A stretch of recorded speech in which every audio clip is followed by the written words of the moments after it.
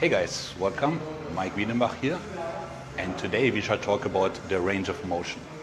So the range of motion is kind of misconstructed because people say, oh, you got to squat ass to grass or like all the way to the chest or whatever. And the truth is that's not the case. So the range of motion breaks down to several levels. First of all, there's your range of motion. So as an example, somebody who's very stiff in the shoulders, right? And this person can only press forward. He can't even press properly overhead.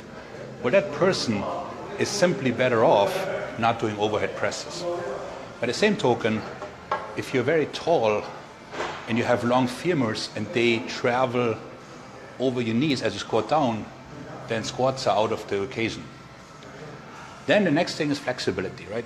So if you have stiff ankles, you just simply can't squat all the way down because your ankles will come off. And then there's your range of motion that day. So let's assume you went playing soccer, or as we Europeans call it, football, because played with the foot as opposed to football, but that's a different story. So then you'll be probably very tight, okay? So your range of motion would be different. So that's the first difference.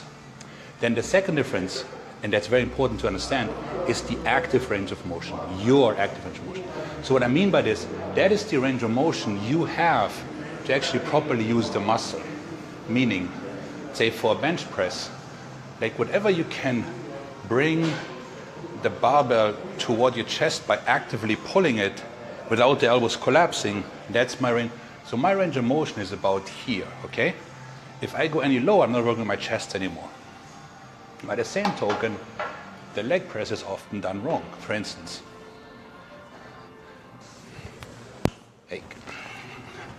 I can actively pull from my quad till about here, okay?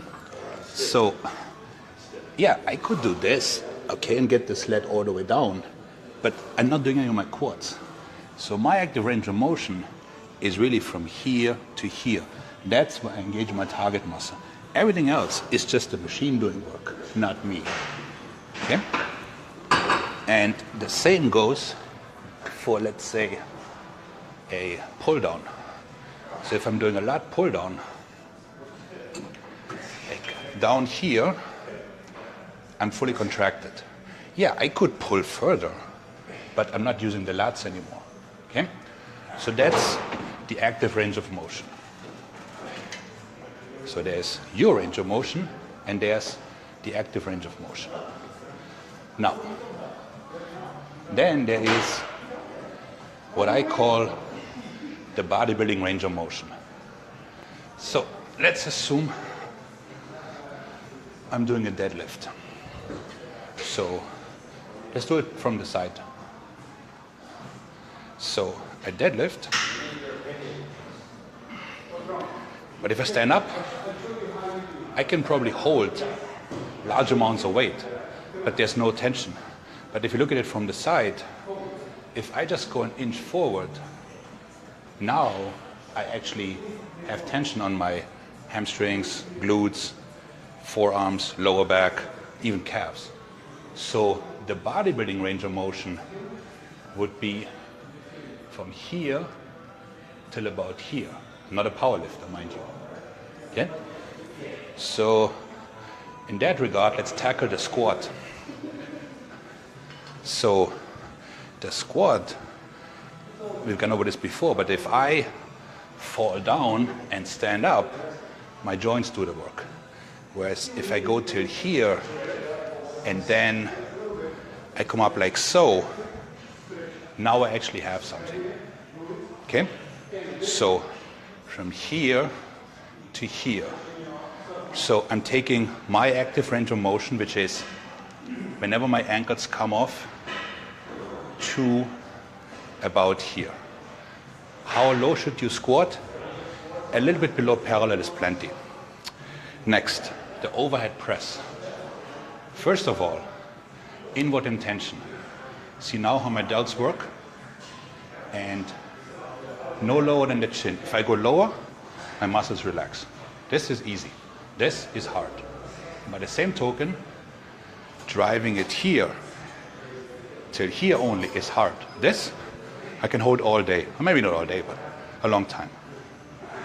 So the range of motion for bodybuilding is from about here to here, provided you have that flexibility to do that.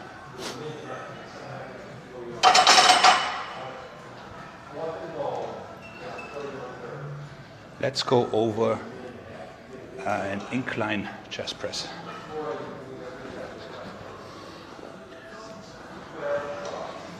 So, we have established that my active range of motion ends about here. So going any lower would be dangerous and not productive. Then, if I do this, it's easy. But if I do this, it's very hard. So no, I don't lock out.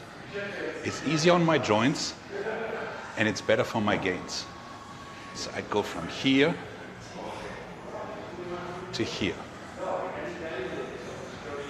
This to this.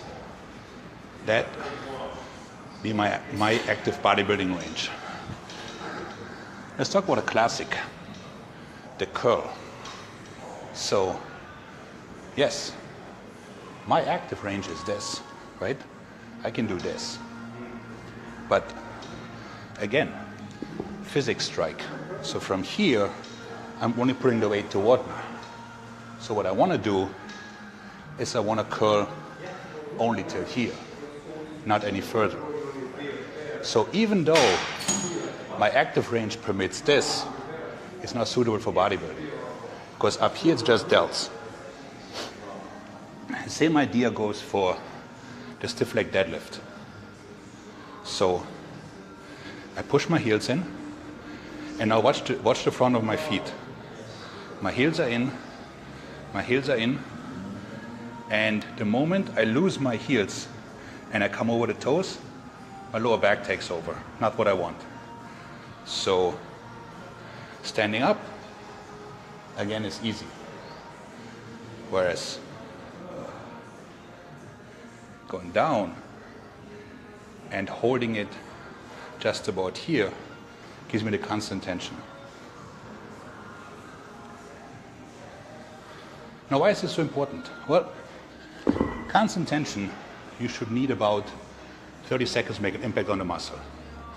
If you're doing some heave-ho work, you get 2 seconds here, 2 seconds, 2 seconds. You never get over 30. Whereas if you have something like 3 seconds down, 1 up, no locking out, you get 10 reps, you're looking at 40 seconds. More time and tension, bigger gains.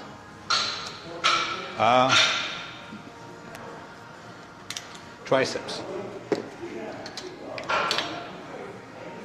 So for the press down, it matters whether the cable is at 90 degrees to your arm. When I stand close, I have some good resistance here on the top. So now I go back, and now it's about 90 degrees when I'm here. When I go here, my active range of motion is all the way through. So, as you can see, it makes sense to train all the 3 steps.